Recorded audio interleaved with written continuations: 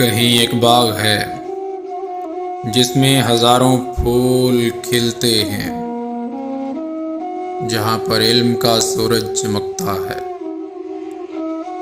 अजब सी रोशनी है जो शफीको मेहरबां होठों के प्यालों से टपकती है, तो प्यासे इल्म से सैराब होते हैं।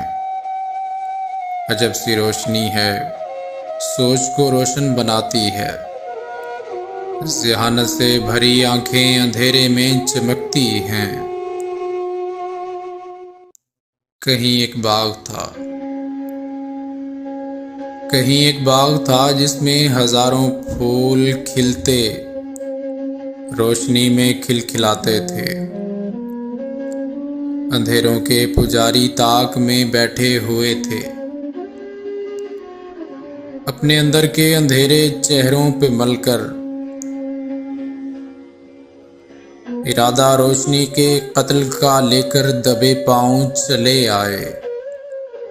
अंधेरे रोशनी पर वार करते थे, मगर ये नूर ऐसा है जो हरगिज मिट नहीं सकता।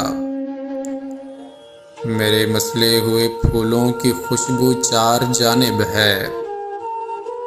मेरे कमसिन शहीदों के लहू का नूर हर सू है।